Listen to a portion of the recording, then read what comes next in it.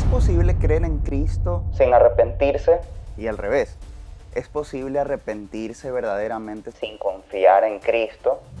Muchísimas personas responderían que sí.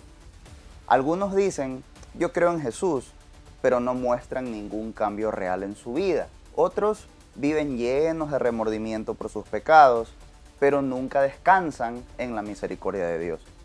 Y ahí está el problema. Separar la fe del arrepentimiento produce una fe falsa. Separar el arrepentimiento de la fe produce desesperación religiosa. El evangelio bíblico no permite ninguna de las dos deformaciones. Entonces, ¿qué dice realmente la Biblia? En videos anteriores vimos dos cosas. Primero, que la salvación no se gana por obras. Y segundo, que Dios exige dos respuestas de todo pecador: el arrepentimiento y la fe. En este video resumiremos el capítulo 4 del libro Dos cosas que debes hacer para ser salvo, de Sam Waldron, donde desarrollaremos un poco más la forma como se relacionan estas dos respuestas, cómo se relacionan el arrepentimiento y la fe. Veremos más a detalle el por qué estos son universales, por qué son inseparables y por qué son distinguibles. Primera característica, son universales. ¿Qué significa eso? Que Dios exige arrepentimiento y fe de todos los seres humanos. No existe un evangelio para judíos y otro para gentiles, ni un camino para los religiosos y otro para los que no son religiosos. La misma demanda divina se dirige a todos. En Hechos 20:21, Pablo resume su predicación, testificando solemnemente tanto a judíos como a griegos del arrepentimiento para con Dios y de la fe en nuestro Señor Jesucristo. Judíos y griegos, es decir, todos, no importa la cultura, el idioma ni el trasfondo religioso, todos necesitan arrepentirse y creer. Lo mismo encontramos en Hechos 17. Predicando en Atenas, Pablo declara, Dios manda ahora a todos los hombres en todas partes que se arrepientan. La conclusión es sencilla. No son requisitos especiales para ciertos grupos, sino exigencias universales del evangelio. Todo pecador necesita ambas. Segunda característica, son inseparables. El arrepentimiento y la fe no se pueden dividir. En el Nuevo Testamento pueden aparecer con distintos énfasis, pero nunca como realidades independientes. Cuando Dios concede una, la otra viene incluida. Un ejemplo está en Hechos 11. Allí, al ver que los gentiles habían recibido el mismo don de Dios tras creer en Jesucristo, la iglesia concluye con lo siguiente: también a los gentiles ha concedido Dios el arrepentimiento que conduce a la vida. A simple vista parecería que solo se habla del arrepentimiento, pero la reacción de los creyentes demuestra lo contrario. Entendieron que la fe de aquellos gentiles incluía necesariamente el arrepentimiento.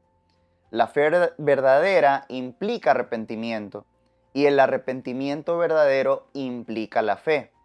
Por eso, una fe que no rompe con el dominio del pecado no es fe salvadora. Y una culpa que no descansa en Cristo no es arrepentimiento para vida. Tercera característica, son distinguibles, pero que no se puedan separar no significa que sean idénticos. Hechos 20:21 nos ayuda a verlo. Pablo habla de arrepentimiento para con Dios y fe en nuestro Señor Jesucristo. Cada uno tiene un enfoque distinto. El arrepentimiento reconoce nuestro pecado y nos vuelve a Dios.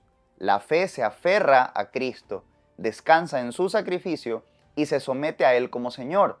Por eso son distintos.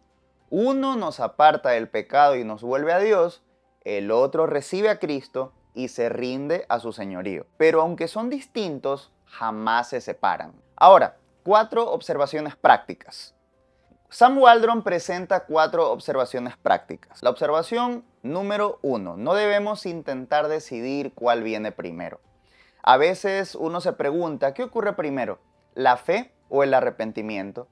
Pero Sam Waldron cree que esa no es una pregunta muy importante, porque en realidad ambos son inseparables y aparecen juntos en la conversación. Es cierto que algunas personas son más conscientes de uno que del otro, pero el verdadero creyente posee ambas realidades, ya que no existe arrepentimiento sin fe, no existe fe sin arrepentimiento, y como vimos al inicio de la serie de videos, ninguna de las dos nace de un corazón que Dios no haya renovado primero.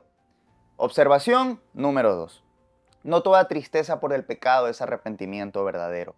Y para demostrarlo, Sam Waldron menciona el caso de Judas, ya que Judas sintió dolor, remordimiento y culpa por lo que había hecho, pero terminó suicidándose. ¿Por qué? Porque su dolor no estaba acompañado de fe. Él no podía creer en la misericordia de Dios, ni podía descansar en el perdón divino. Su problema no era que sentía poco dolor, su problema era que carecía de fe. Pablo lo explica en 2 Corintios 7:10. La tristeza que según Dios produce arrepentimiento para salvación, pero la tristeza del mundo produce muerte. En contraste tenemos la historia de Zaqueo. En Lucas 19, este jefe de publicanos, al encontrarse con Jesús, declara: He aquí, Señor, la mitad de mis bienes doy a los pobres, y si en algo he defraudado a alguno, se lo devuelvo cuadriplicado. Y Jesús responde: Hoy ha venido la salvación a esta casa. En el caso de Zaqueo, aquí hay un arrepentimiento genuino que brota de la fe y produce frutos visibles. La diferencia entre Judas y Zaqueo no fue la intensidad del dolor, sino la presencia de la fe. Por eso, el verdadero arrepentimiento siempre va acompañado de esperanza. Reconoce la gravedad del pecado, pero también reconoce la suficiencia de Cristo. Observación número 3. El arrepentimiento es una marca de la verdadera fe. La relación funciona también al revés. Así como la fe es una marca del verdadero arrepentimiento, el arrepentimiento es una marca de la verdadera fe. Aquí Sam Waldron toca uno de los problemas más comunes de hoy. Muchas personas afirman creer en Cristo, han levantado una mano, han pasado al frente, han repetido una oración, pero continúan viviendo exactamente igual. Sin lucha contra el pecado, sin deseo de obedecer a Dios, vale preguntarse: ¿es esa la fe salvadora que presenta el Nuevo Testamento? Sam Waldron dice que no. La verdadera fe va acompañada de una profunda convicción de pecado, y eso produce un cambio de dirección, produce un nuevo compromiso con Cristo como Señor y un abandono del estilo de vida anterior. No porque las obras salven, sino porque las obras evidencian que la fe no está muerta. Este cambio no es la causa de la salvación, sino su evidencia inevitable, como enseña Santiago en su capítulo 2 del 17 al 18. Observación 4. Debemos predicar tanto el arrepentimiento como la fe. No debemos enfatizar uno a costa del otro. No debemos hablar tanto de la fe que olvidemos el arrepentimiento, ni al revés. Ambos deben mantenerse unidos. Sin embargo, ciertas circunstancias requieren distintos énfasis. Por ejemplo, a los Gálatas Pablo les insistió en la justificación por la fe, porque ese era el error que debía corregirse. La situación determina el énfasis, pero nunca elimina la necesidad de ambos. La conclusión de este video y del capítulo 4.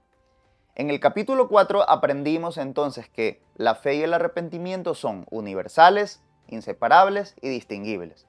Volvamos a donde empezamos. Separar la fe del arrepentimiento produce una fe falsa. Separar el arrepentimiento de la fe produce desesperación religiosa. El Evangelio no permite ninguna de las dos. Llama a ambas cosas, a volvernos de nuestro pecado hacia Dios y a descansar únicamente en Jesucristo.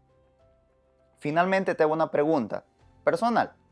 ¿Te has vuelto de tu pecado para confiar en Jesucristo como Señor y Salvador? Si el Espíritu de Dios está moviendo tu corazón mientras escuchas esto, no lo endurezcas. Vuélvete de tu pecado y descansa únicamente en Cristo, porque Él no echa fuera a ningún pecador que viene a Él. En el próximo video entramos de lleno en el arrepentimiento. Sam Waldron lo llama en su libro El árbol del arrepentimiento. Veremos por qué el arrepentimiento no es solo dolor por el pecado, sino un cambio completo de dirección delante de Dios. Bueno, si te gustó el video, dale like y comenta, y si tienes ideas de libros que podamos resumir, déjalos en los comentarios. Nos vemos en el siguiente. Chao.